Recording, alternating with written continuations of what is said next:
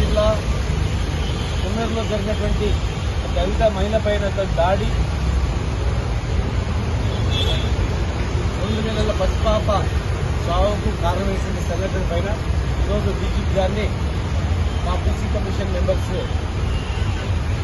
కిషోర్ గారు, ఉపేందర్ గారు, మా చైర్మన్ బాలరాజ్ యాదవ్ గారు, మా స్వామి గారు, రాజు గారు, భరత్ గారు మరియు రజక సంఘం నాయకులు ఆనంద్ గారు, మా సర్పంచ్ సంఘం యాదయ్య గారు, మరి మేమందరం కూడా అవేంలా గారు కలవలేదు. ఈరోజు సభ్య సమాజం తలదించుకున్న రీతిలో ఈ రాష్ట్రంలో జరుగుతున్నటువంటి అనేక రకాల అరాచకాలు, అత్యాచారాలు, మానభంగాలు, దోపిడీలు, వ్యవస్థ పూర్తిగా తలదించుకునే రీతిలో ఉంది. ఒకప్పుడు తెలంగాణ పోలీస్ అన్నా, తెలంగాణ న్యాయ వ్యవస్థ అన్నా రాష్ట్ర వ్యాప్తంగా కూడా, దేశవ్యాప్తంగా కూడా ప్రపంచ స్థాయిలో రికార్డు ఉండేది. ఎక్కడ ఏ సంఘటన జరిగినా నిమిషాల మీద పట్టుకుంటారు. ముఖ్యంగా మహిళల పైన ఏ సంఘటన జరిగినా ఊరుకోరు అనేటువంటి పెద్ద పేరుండేది. ప్రతి రాష్ట్రంలో తెలంగాణ తరహాని కూడా మెయింటైన్ చేస్తామనేటువంటి మాటలు ఉండేవి.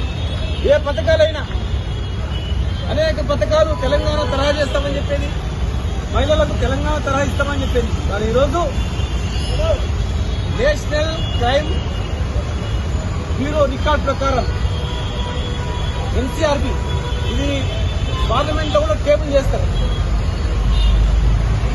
మనకు పబ్లిక్ డొమైన్ లో కనిపిస్తుంది ఎంత క్రైమ్ రేట్ ఉంది ఏ రాష్ట్రంలో. మరి ఈ రోజు ఈ క్రైమ్ రేట్ పెరిగింది తెలంగాణలో, ముఖ్యంగా మహిళల మీద దాడులు ఎక్కువైతున్నాయని చెప్పి నేషనల్ వైడ్ ఉన్నటువంటి క్రైమ్ బ్యూరో రికార్డులో కూడా తెలంగాణలో విచ్చలవిడిగా జరుగుతున్నాయని చెప్పి ఉన్నా కూడా మరి తెలంగాణ ప్రభుత్వం ఏం చేస్తుందో అడుగుతా ఉన్నాను. ఒకప్పుడు ఒక మహిళ పైన శంషాబాద్ లో దాడి జరిగిందంటే నిమిషాల మీద వాళ్ళకి పట్టుకోవడం జరిగింది, పోలీసు ఛేదించడం జరిగింది.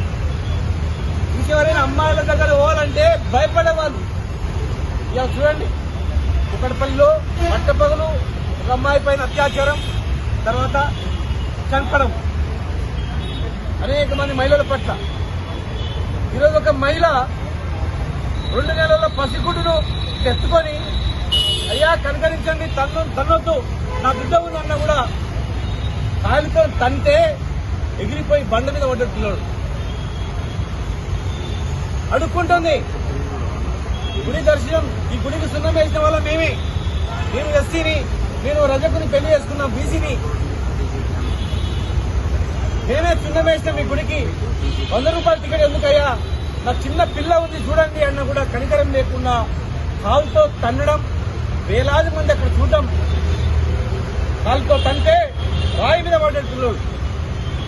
కనికరం లేకుండా మళ్లీ రూమ్లోకి తీసుకెళ్లి ప్రైవేట్ పార్ట్స్ కూడా టచ్ చేసి అసభ్యంగా ప్రవర్తించిందని అని చెప్పి ఆమె చెప్తా ఉంది. ఒక మహిళ తనను ప్రైవేట్ పార్ట్స్ లో తీసుకెళ్లు, రకరకాల హింసించిన ఎవరికి చెప్తారా చెప్పండి, జరగకపోతే చెప్తారా?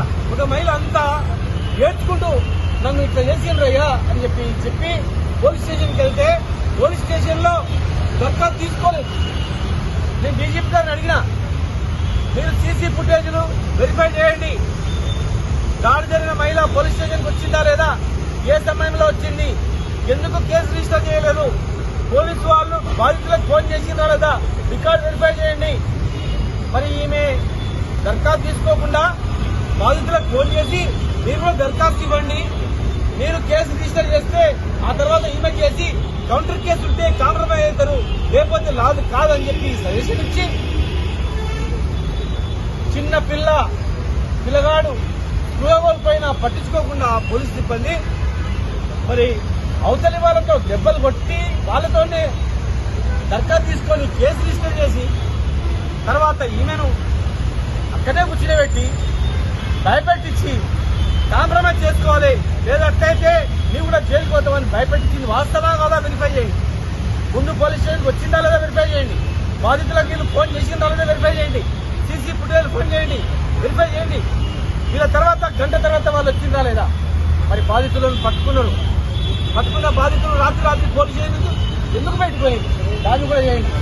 అంటే కొంతమంది అవినీతి పోలీస్ అధికారులు ఈ రాష్ట్రంలో విచ్చలవిడిగా ఇసుక వ్యాపారాలు కావచ్చు, భూముల సెటిల్మెంట్ కావచ్చు, రకరకాలుగా అధికార పార్టీల వాళ్ళను ఒప్పించడానికి వాళ్ళు అవినీతికి పాల్పడుతూ ఇలాంటి మహిళల పట్ల కూడా ప్రవర్తించే తీరు ఇలా సభ్య సమాజం ఊరుకోదు. అవన్నీ వెరిఫై చేయించండి. మేము డిమాండ్ చేస్తా ఉన్నాం ప్రభుత్వానికి. బాధిత కుటుంబం బాధలో ఉంది, భయపడతా ఉంది. ప్రభుత్వం ఆత్మరక్షణ ఇవ్వాల్సిన అవసరం ఉంది. ₹1 కోటి నష్టపరిహారం ఆమెకు ఇవ్వాల్సిన అవసరం ఉంది.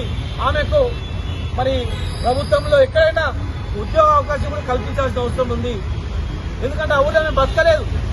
వీళ్ళు పట్టపగులే హత్య చేసినా పట్టించుకుంటూ లేడు.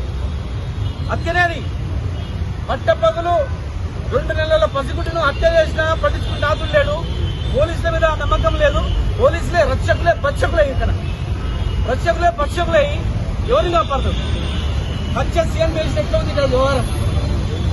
కాపాడోడే కన్నేస్తే ఏమైపోవాలి ఈ ప్రపంచం? కనుక డిపార్ట్మెంట్ పట్ల నమ్మకం లేదు. అక్కడ న్యాయ వ్యవస్థ పట్ల కూడా మరి అక్కడ ఉన్నటువంటి అధికారుల పట్ల కూడా నమ్మకం లేదు. ఆమె ఎక్కడ బతుకుతుందో తెలియదు. కనుక వెంటనే ఉద్యోగం ₹1 కోటి నష్టపరిహారం ఇచ్చి ఎవరైతే బాధితులు ఉన్నారో హత్యానేరం కింద ఇమ్మీడియట్ గా అరెస్ట్ చేసి వాళ్ళను ఖచ్చితంగా కఠినమైన శిక్షలు ఇవ్వాలి. గతంలో ఏ రకంగా అయితే పోలీసులు వ్యవహరించిందో ఆ రకంగా వ్యవహరించి కఠినమైన యాక్షన్ తీసుకోవాలి. లేనట్లయితే ఖచ్చితంగా టీఆర్ఎస్ పార్టీ పేదల పక్షాన ఉంటుంది. అది ఏ కులమైనా ఏ మతమైనా సరే. ఇలా మేము చెప్తా ఉన్నాం, కులాలకు మతాలకు అతీతంగా ఈ సంఘటన పైన స్పందించాల్సిన అవసరం ఉంది.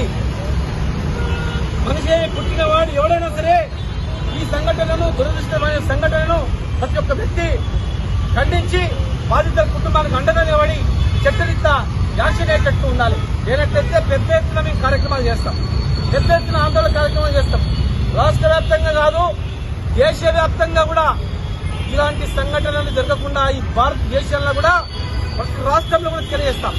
2 నెలల పసికూడను కాలుతో తన్ని చంపేస్తే ఆ మహిళలను అనేక రకాలుగా చేస్తే పట్టించుకోరా?